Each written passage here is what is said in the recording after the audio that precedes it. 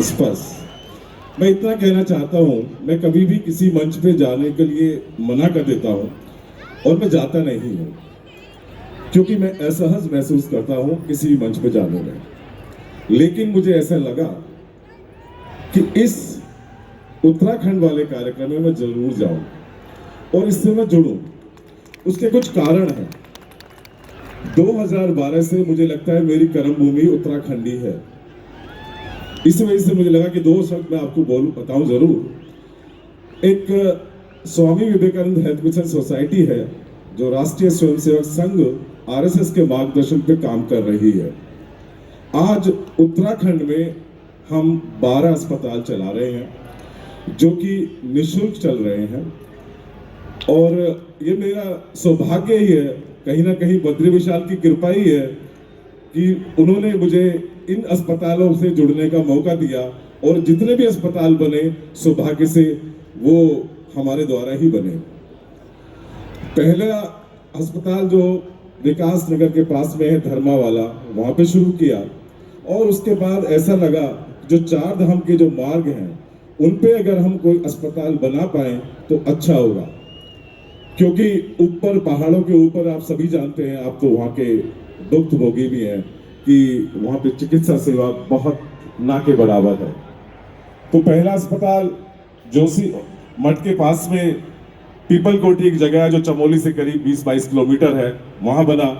दूसरा अस्पताल गुप्त काशी से आगे नारायण कोटी है जो कि करीब 20-25 किलोमीटर के सोनप्रयाग से पहले, वहां बना।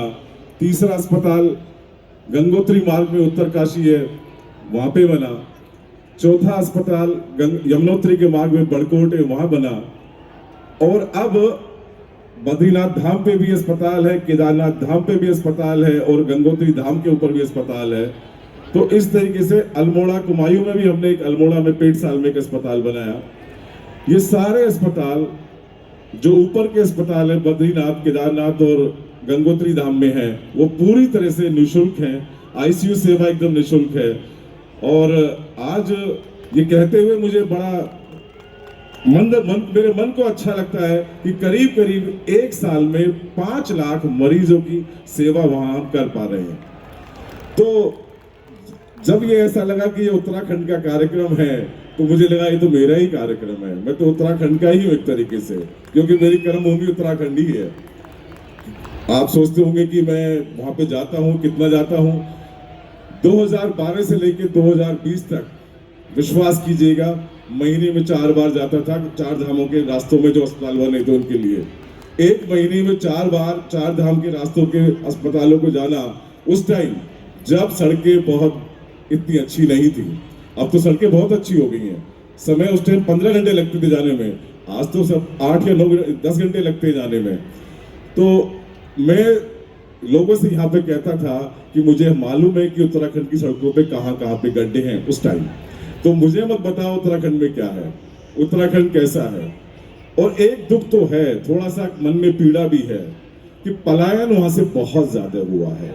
अभी मंत्री जी भी इस बात को कह रहे थे कि जब आपकी जनगणना हो तो वहां पहुंचिएगा। मन को दुख होता है कहीं ना कहीं, जो हमारे जो पर्वत की जो आखिरी जो गांव हैं, सामरिक दृष्टि से वही तो लोग हैं सबसे पहले जो प्रहरी हैं वहां पे।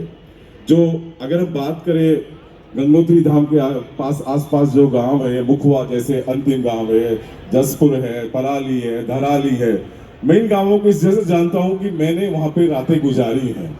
हर एक गांव में एक दिन मैं रात में रुका हूं। ऐसे करीब 20-25 गांव हैं जिनमें मैं वहां रुका और वहां पे हमने मेडिकल कैंप किया।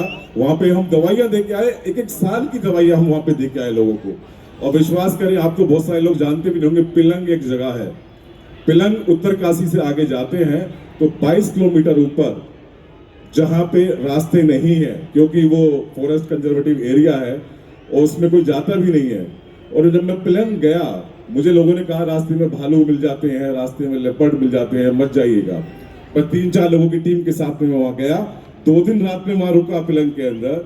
और वहां पे ऐसे कितने लोग मुझे मिले, कितनी माताएं वहां मिली जिन्होंने सड़क ही नहीं देखी थी, वो वहीं रहते थे ऊपर और आज भी वहीं है। 2006 में शायद विस्थापित होने की उनकी बात हुई थी नीचे, पर वो लोग आना भी नहीं चाहते वहां से। ऐसी जगह है पिलंग।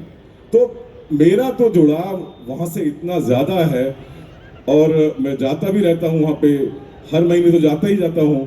तो मैं तो आप लोगों से भी ये रिक्वेस्ट करूँगा कि आप लोग अब सामर्थ्यवान भी हैं, सक्षम भी हैं, कुछ ऐसा करें वहाँ के लिए।